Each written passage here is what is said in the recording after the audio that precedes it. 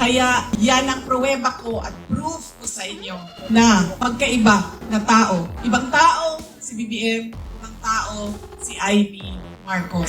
Pinagkakatiwalaan pa rin po niya si Senator Amy Marcos. Gawa nga po ng hindi po magkasundo ang magkapatid.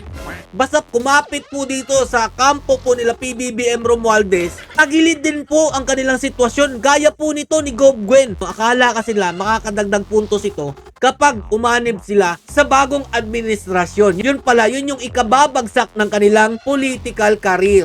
May sinisigaw po ang mga tao na dumalo po sa kanyang campaign rally dyan po sa Minglanilla, Cebu, mga idol. O kamo rin nakasabot, o di ko kasabot. Sabi ng mga tao dyan sa dumalo sa iyong kampanya, Duterte! Duterte!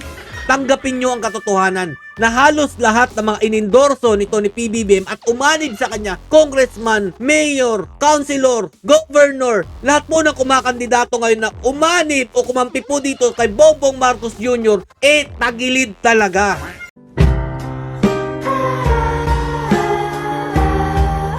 Yo, what's up mga lods? It's mga Peps TV. Welcome back po sa ating channel. Mukhang papalubog na po ang barko ni Marcos Jr. Lalong-lalo na po ang mga iniendorso niyang senatorial candidate ng alyansa ng pagbabago daw po kuno.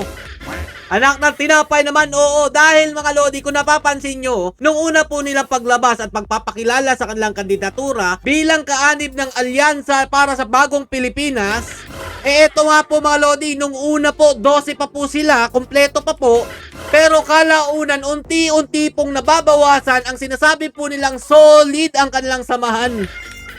Inunahan na nga po yan ng kanyang kapatid ni Bongbong Marcos Jr. na si Senator Amy Marcos. Nung pangalawa at pangatlo po nilang pangangandidato sa isang lugar, mga idol, para ipakilala po ang alyansa para sa bagong Pilipinas, hindi na po siya sumipot, mga idol. Mukha kasing sa tingin niya ni Amy Marcos, hindi rin naman po makakatulong ang kanyang kapatid sa kanyang kandidatura. Bakit po mga idol? Dahil sirang-sira po ang pangalan ni PBBM. Gawa nga po ng ginawa po nila kay Tatay Duterte, sa mga tumulong po kay Tatay Duterte nung siya po'y presidente pa. Basta po, kumampi kayo sa Duterte, pinag-iinitan po nitong administrasyon ni Bongbong Marcos Jr. Romualdez. At eto po ang sumunod. Kung nakikita nyo po dyan mga idol, kasama po dyan si Camille Villar dito po sa imahe na to at wala na po si Senator Amy Marcos. Dito po mga lodi, dalawa na po sila ang wala. Pinagyayabang pa ni PBBM na kumpleto daw po sila. Talaga daw po pinili nilang mabuti yung kanilang isasama para sa alyansa ng bagong Pilipinas. Ngayon mga lodi, 10 na lang po sila at mukha nga po pinag-iinitan na rin po nila ang kampo po ng mga bilyar. Kung nakita nyo po yung ginawa kong video mga lodi, ginagawa na po nilang masama yung mga bills na pinapasa po ni Cynthia Villar about po sa rice tarification, sablay daw po yung about sa tubig. Dami na po nilang pinupukol mga lodi kasi nga po, umanib po sila sa mga Duterte at nanatili pong kaibigan ni VP Sara Duterte. So eto mga lodi no, bakit po pinagkakatiwalaan uli ni VP Sara Duterte si Senator Amy Marcos? At bakit niya po iniendorso ito sa mga tao? Pakinggan nyo pong mabuti ang sinabi ni VP Sara Duterte para malinawan kayo. Baka sabihin nyo, ay uulitin na naman, bubuduli na naman tayo niyan. Oh mga lodi, pakinggan nyo muna. So, ito yung araw na paalis siya papuntang Amerika. Pumunta kami, sinamahan ako ni Senator Amy. Siya yung kumuha ng oras ng schedule para makausap ko si BBM. Noong nandun na kami, binanggit ko sa kanya ang impeachment. Pero hindi yung impeachment ang gusto kong marinig ninyo na kwento ngayong gabi na ito. Doon sa pag-uusap naming tatlo, kaming tatlo lang yun pasensya na silang dalawa. Marites yung nandoon sa harap, silang dalawa. Nag-uusap kaming tatlo, nabanggit ni BBM ang pag-amenda ng Constitution. At sinabi niya na, madami siya sinabi, pero ang gist ng sinabi niya ay, we will just amend the economic provisions of the Constitution. Nakirinig ko at nakita ko talaga na sumagot si Senator Amy. Sabi niya, that is a dangerous thing. Sabi niya, if you open the Constitution to amendments, you do not just open it to economic provisions. You open it for all amendments of the Constitution. at nagsagutan na silang dalawa sa harap ko dahil sa ating konstitusyon. Kaya yan ang pruweba ko at proof ko sa inyo na pagkaiba na tao. Ibang tao si BBM, ibang tao si Amy Marcos. Yan mga Lodi, no? Sana maliwanagan po kayo bakit po hanggang ngayon, pinagkakatiwalaan pa rin po niya si Senator Amy Marcos. Gawa nga po ng hindi po magkasundo ang magkapatid. Nung una rin po sa tingin ko, mukha palabas lang po nila yan. Pero mga Lodi, no? Sa tagal-tagal po ng ginagawa ni Senator Amy Marcos, nakikita ko po talaga na kontra po siya kay PBBM. Pero hindi ibig sabihin nun mga Lodi, no? Hinihikayat ko po kayo na siya rin po ang iplasto nyo o idagdag nyo doon sa Duterte na kandidato po ng PDP laban. Pero ang akin mga Lodi, no, dahil meron din pong ini-endorso ito si Pulong Duterte mga Lodi, kukuha po ko ng isa dito po kay BP Sara Duterte na dalawa po ang kanyang ini-endorso, si Camille Villar at saka ito nga po si Senator Amy Marcos, at doon naman po si Hunasan at saka si Kirobin na ini-endorso po ng kapatid ni BP Sara na si Pulong Duterte. Si Hunasan po ang pipiliin ko. At sa kanila po ni Villar at saka po ni Senator Amy Marcos, si Camille Villar po ang pipiliin ko. Para wala naman pong samaan ng loob dahil suportado po ang magkapatid Paulo Duterte, Mayor Basti Duterte, BP Sara Duterte, lahat po na mga Duterte sinusuportahan ko. Pero mga Lodi, sa panahong ito, hindi ko po muna susuportahan si Senator Amy Marcos dahil nga po, alam nyo na. So, ito pa mga Lodi. Dahil nga po, itong mga Villar ay nananatiling kaibigan ng mga Duterte, kaya po siguro pinag-iinitan din po nila itong si Camille Villar. Akala ko ba solid ang alyansa nyo, PBBM? At napakatindi ng iyong mga pinili. Talagang in-screening mo talaga yung mga sinali mo dyan sa iyong senatorial candidate. Pero bakit ganito? Isa sa mga kandidato niya dyan po sa alyansa, halos nagmamakaawa na nga po ng boto. Kagaya po nito ni Manny Pacquiao. Sabi po niya dito, mga Lodi, tulungan niyo po ako makabalik sa Senado para ituloy natin ang laban. Ano bang laban ang gusto mong ituloy, Manny Pacquiao?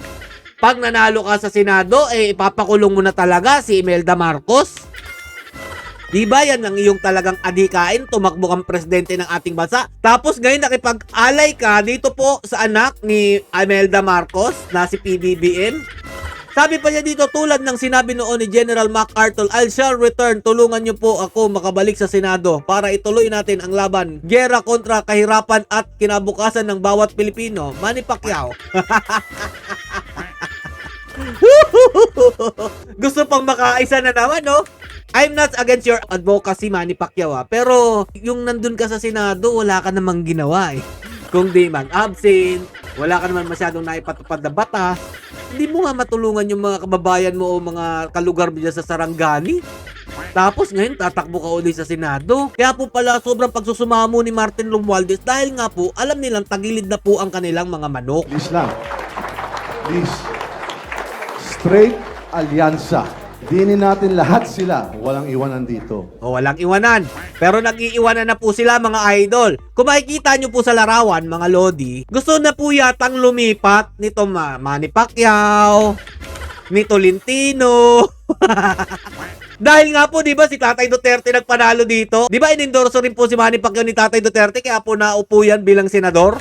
Tapos ngayon, dahil nararamdaman nila, no, yung alyansa ni PBBM, bagsak na bagsak po ang ratings at tagilid po talaga ang kanilang kinabukasan, mukha pong nagpaparamdam na po sila na tatraido rin na po nila itong alyansa ni PBBM. Pero ang masakit dyan mga idol, no, wala na po kasing balikan ng barko yan. Kumbaga, wala na pong saulian, wala na pong balikan ng kampo. Kung saan po kayo gusto nyong tumakbo, doon na po talaga kayo. Sinabi nga po yan ni Yorme Baste. At least nakita po natin ang tunay na kulay kung sino po talaga ang mga sumusuporta sa mga Duterte. Kaya nga po, asar na asar ako dito kay Tolentino, mga Lodi, no? Sabi niya po, mga Lodi, hindi daw po pagtatraidor ang ginawa niya. Nagpaalam daw naman po siya kay Tatay Duterte. Pero kung alam niyo po yung sinagot ni Tatay Duterte, di bahala ka sa buhay mo. Basta wag kang lalapit sa amin sa PDP.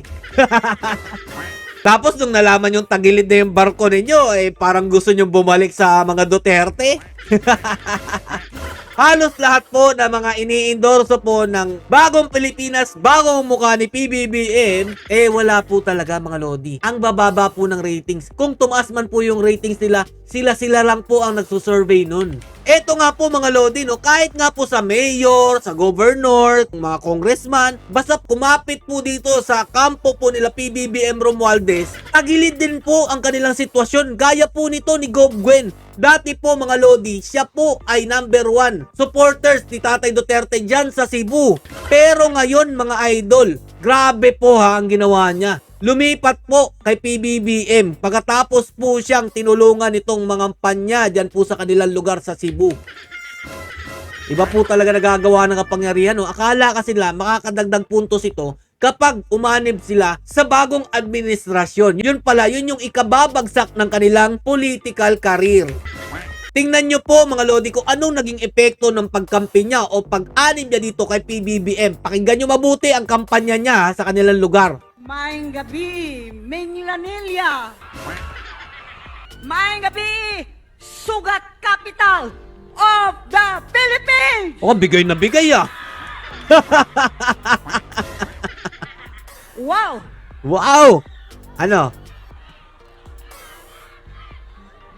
Ayan na. Di madungog! Hindi na niya marinig. Madungog! Hindi na niya marinig. Anong sinisigaw? Ha? Unsa? Tinatanong niya mga lodi, unsa, ano daw? Ha? Ano? May sinisigaw po ang mga tao na dumalo po sa kanyang campaign rally dyan po sa Minglanilla, Cebu mga idol. Oh.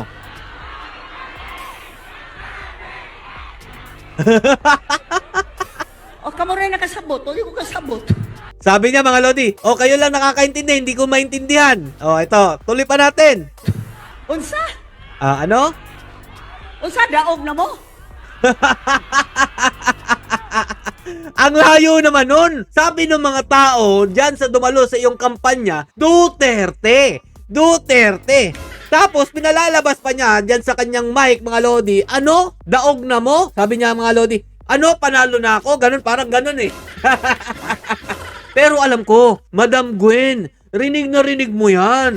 Marunong nga kayong makipagmarites eh. Yan pa kayang sinisigaw ng mga kababayan nating Pilipino na Duterte, Duterte, hindi nyo marinig. Kampal ba sa katotohanan na kapag dumikit kayo sa administrasyon ni Bongbong Marcos, lalagapak ang inyong kandidatura bilang gobernador dyan po sa lugar niyo sa Cebu? Tanggapin nyo ang katotohanan na halos lahat ng mga inendorso nito ni PBBM at umanib sa kanya, congressman, mayor, councilor, governor, lahat po ng kumakandidato ngayon na umanib o kumampi po dito kay Bongbong Marcos Jr., tagilid talaga. Papatunayan ko yan mga lodi, kilala nyo po ito? Ito po si Ka-Emeng mga lodi. Sabi po dito ng isang page, Muslim Pilipino ngayon, sayang ka Ka-Emeng Pascual. Maraming may gusto sa'yo, iniidolo kahit noon pandemic pa. Pero bakit nilamon ka agad ng sistema? Sayang ang potensyal. Tambalos-los ka rin pala. Ngayon, sagutin nyo ang katanungan ko. Nakatulong ba sa inyo ang ayuda na pinamudmud nyo sa mga tao para sa inyong kandidatura? Para sa akin, pansin ko, kahit pamudmud nyo pa ang pera ng taong bayan, kahit busugin nyo pa kami ng ayuda, ako nakatanggap na rin ako nyan. Pero hindi ko pa rin iboboto si Carlo Nograles at saka yung kanyang kapatid na si Migs Nograles. Lahat ng kinandidato nyo dito sa amin sa Davao City, hindi namin yan iboboto ng pamilya ko. Ikakampanya ko lang ang mga umanib sa mga Duterte para malaman nyo na wala talaga kayong binatbat pagdating sa pangangampanya. Hindi naman to talaga mananalo si PBBM kung hindi lang to nagpasipsip kay BP Sara Duterte at niligawan dito sa amin sa Davao City na maging vice president niya. Tama ba o mali? Ngayon, malalaman nyo kung sino ba talaga ang tunay na nagpanalo ng unit team noong 2022. Ngayon, alam nyo na hindi na po solido ang grupo po ng alyansa ni PBBM. Baka sa mga susunod na mga araw o buwan mga idol, konti na lang ang matitira dyan. Abangan pa po natin ang mga susunod na kabanata. Stay safe and God bless you all. Duterte pa rin solido.